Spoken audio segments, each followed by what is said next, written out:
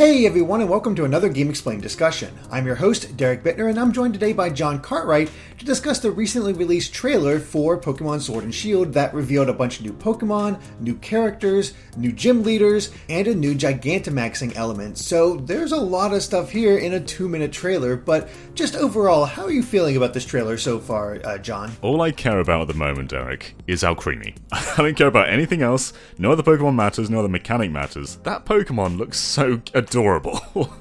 It really does, and God, I love the name. That is a perfect pun name. So good. And they gave an official reveal for Yamper 2, who is of course an adorable Pokemon, but that was back at E3, so nothing too major there. Yeah, nothing too crazy. The biggest thing we found out about Yamper is more of its personality, thanks to the website, and it has a brand new ability called Ball Fetch, where if it's not holding an item, and if you throw a Pokeball and let's say the Pokemon escapes, it'll actually fetch that Pokeball and give it back to you. Very good boy. So it's still a good boy. It can only hold one because it takes up that hold slot. But that's kind of a cool idea and works for just this adorable little puppy. But yeah, let's talk more about these new Pokemon that we got here. We talked a little bit about Alcremie. Again, love the design. Funny enough, it's actually the exact same size as Yamper. Like they're the same height. You're right, yeah. Alcremie asked some questions about the philosophy of Pokemon. Like, can we eat Alcremie? Is it actually made out of cream? Because I'm pretty sure that the official description says that it is. Yeah, I'm pretty sure it is said in there that yes, you can. The cream that it creates is highly nutritious and stuff like that. It's weird. You're not supposed to think about it too much. Yeah, it says on the website it can produce whipped cream, which becomes richer the happier Alcremie is feeling. Desserts made using this cream are invariably delicious, so many pastry chefs strive to have an Alcremie as their partner. It's going to be quite cool to walk around a town and see like a little restaurant going up with an Alcremie on the side. That's the kind of thing I want to see in Sword and Shield, just like more Pokemon integration. But yeah, I think Alcremie is definitely my favourite of these new ones, but they're all pretty good. The only one I don't really have much of an impression on is it Rolycoly or Rolycoly? I think it's Rolycoly, but maybe that's the Americanism in me. It might be Rolycoly if it's British. Well, it's based around coal, so I'd imagine Rolycoly. Oh, that makes is how sense, you say yeah. It, but yeah, this one to me just looks like a rock with an eye.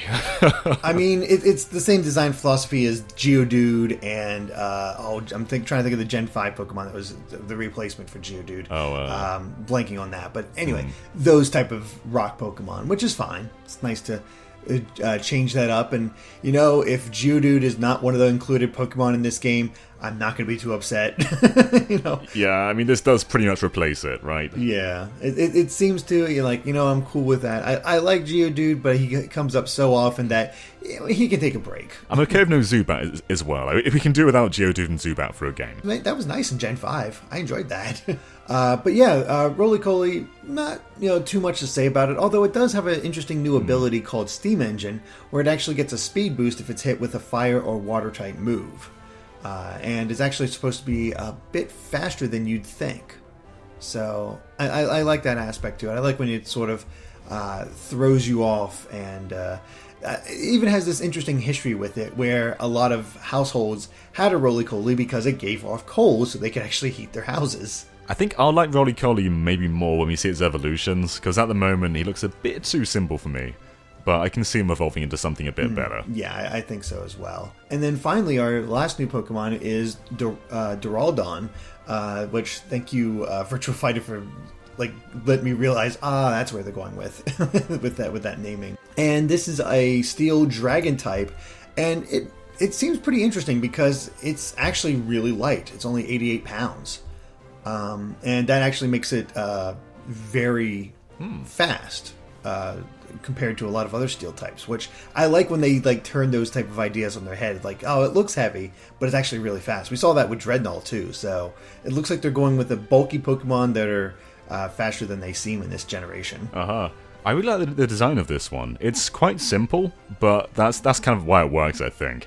Though it does resemble a few other Pokemon. Their names are slipping my mind, but just looking at it, I feel like I've kind of seen this design before. Yeah, it does feel familiar. Like, its head kind of reminds me of Sylvali Right, a little bit. yeah. I mean, you put it next to Tyranitar a few times in the trailer, and they do kind of look similar, like as long as body types. It's just he's a little bit more angular and rocky. He's the cooler version. Yeah, exactly. Which is fine and all. Yeah, it's a seems to be a cool new Pokemon. Yeah, these are all really good designs. So far, every new design for this generation has been really, really impressionable, I think. And I already have a few favorites. Like I love both Yamper and Alcremie. I think they're brilliant. And as are all the starters. I'm really feeling all these new Pokemon. So you're already building up your team. Yep. Perfect. Yeah, so I guess going kind of connected to that, we've got our first indication of version exclusives, where we learned that right off the bat, our Pokemon exclusives for Sword are Dano and Jangmo-O, and Shield has Larvitar and Goomy. And, you know, that's expected. This is Pokemon, of course, it's going to be version exclusives. But just based on those listed, which version are you leaning toward more this time? I quite like Goomy, so maybe that version. Mm-hmm. I mean, I'll be honest. I look at those teams like, yeah, I think I like the Shield Pokemon more. They've made it tougher this time, because not only are there, of course, like legendaries and then exclusive Pokemon, but there's also version-exclusive gyms, which makes it even tougher, because there's definitely a design of those gyms I prefer over the other. And I guess we'll see over the course of which other gyms, what they look like. But based on the current gym leaders that we know about, I have a very good idea of what version I want. Oh yeah? I'm actually rather curious about that, because I've looked at them as well and be like, I'm not, you know, both designs are good, and I did look at the trailer, and the gym is in the exact same spot, so they just replace each other. It's actually the town just northwest of the giant fortress city, near the Doug Trio statue. So that's where you find these gyms at. Yeah, so we have our two gym leaders, which are version exclusive, I believe is it B and Alistair? Yeah, it's either B or Bea, I'm not sure. And I think Alistair's the fighting one, right? No, Bea is the fighting one. Oh, right, yeah, that's right.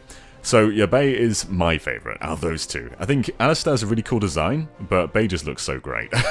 Yeah, that's where I fall. I mean, Alistair has a really interesting design for a ghost gym leader. Like, that's pretty unique and fun, especially because it kind of looks like a shy guy, so that's always kind of cool. But I don't know, there's something about Bea that just works, and I like how you can she does exude that sort of fighting gym leader aura that you don't always get. And I don't know, the designs of the gym leaders so far are really strong. Though there's also two other new characters in this as well, in the form of Chairman Rose and Olina. And Chairman Rose gives me such an evil vibe. If this guy doesn't turn out to be evil, I'll be shocked. Yeah, I mean, he is kind of like the leader of the president of all this. He has the secretary. It's like, you know, I think they're going to go for a more less obvious team, I guess is the best way to put it.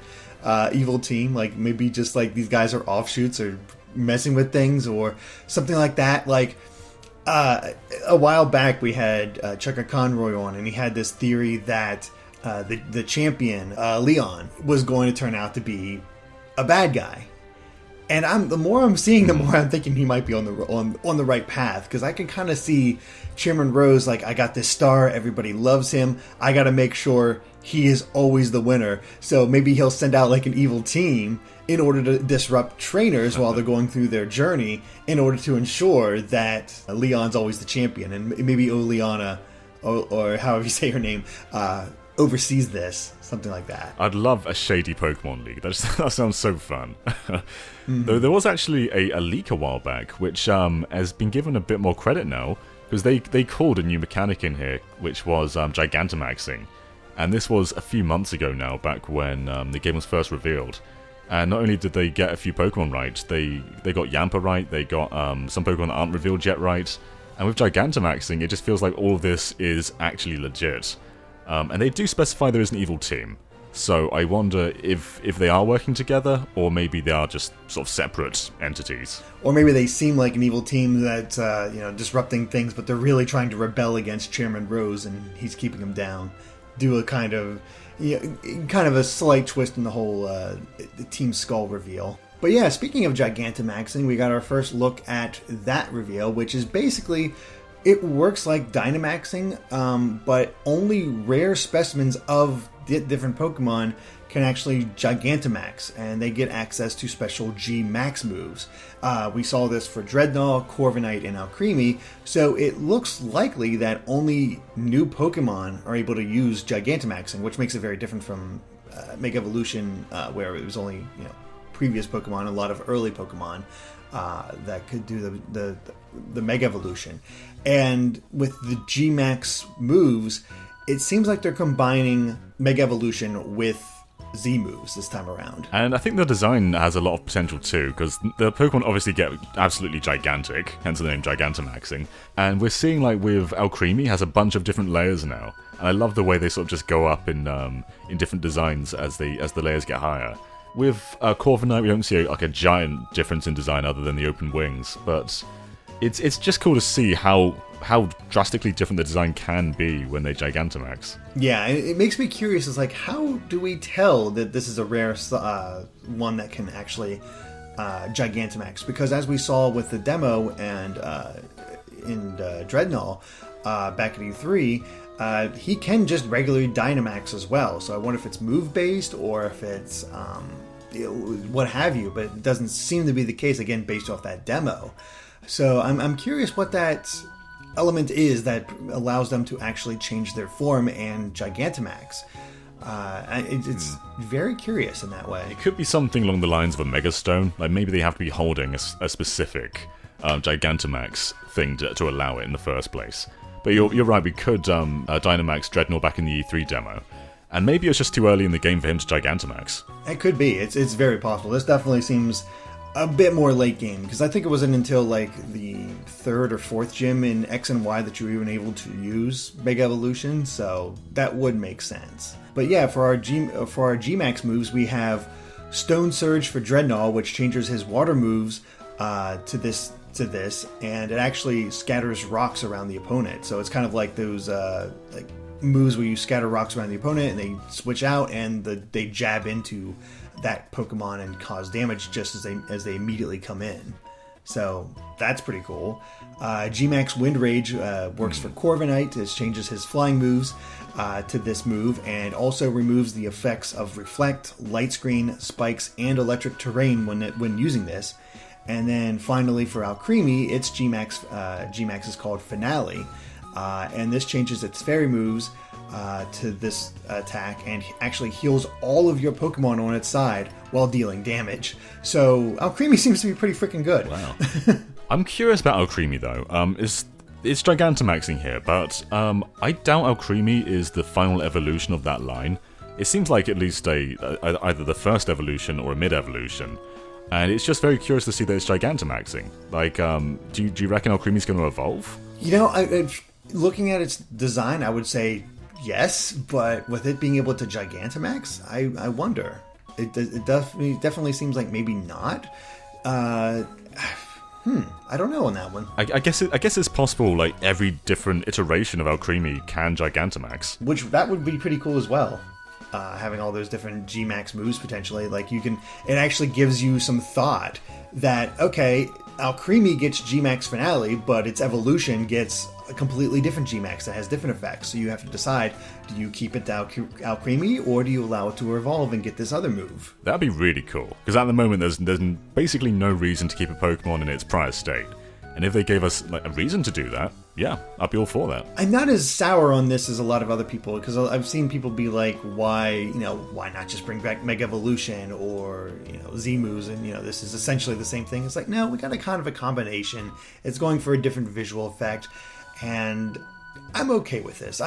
Maybe it's because I'm used to the moves Pokemon likes to pull with its different generations, how they like change up some things but leave a lot the same. Whatever, I'm in for it. So, here we are. I think having different generations have their own gimmick makes them feel unique. Mega Evolution isn't quite as prominent in Sun and Moon as it was in X and Y.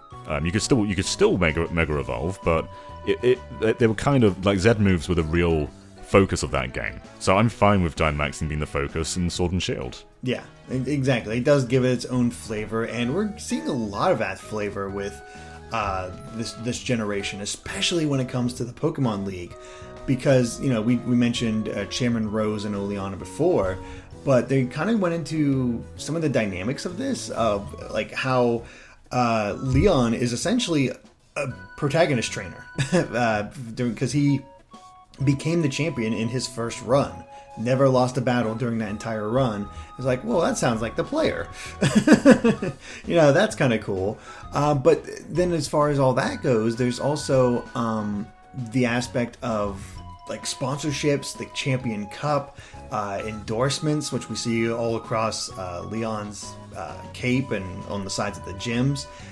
Like they're really bringing the whole sports aspect to this, and I'm kind of curious what kind of commentary they might go for. But you have a good point about all the different characters, is I'm feeling all of them. Like every single design I've seen so far, I feel like it's some of the best human designs we've seen in Pokemon. And I think that the story has a lot of potential too. You're right, there's so many different ways they can take this.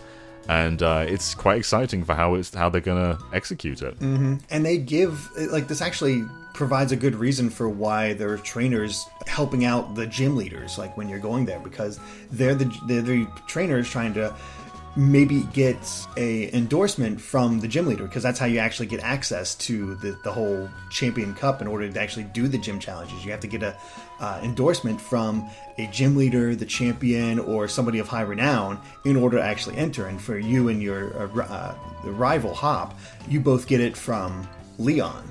So I like how it actually gives some context with those other trainers for why they're working with the gym leader. I think one more big point about the trainers and characters is they're all pretty adult. Like, we haven't really seen many children characters so far, apart from a couple of NPC trainers.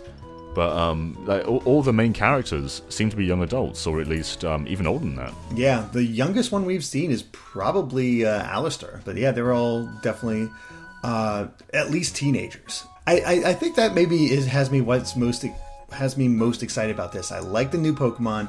I really like the Galar region. I liked where the story can go, and I think that's why my hype is still there. A lot of people are focused on the aspects that's lacking as far as the battling and the Pokemon available, and kind of the visual element. But there's still a lot there. There's a lot of cool visual things to me outside of the Pokemon battles, and I don't know. I'm still excited for this. Yeah. I mean, criticisms are of course fair. There are elements where the game is lacking, of course. But everything that they're adding to the game so far is just really resonating with me. Mm-hmm. Absolutely. But yeah, I think that basically covers everything that was revealed in this Gigantamaxing trailer. Unless there's anything else you wanted to mention, John.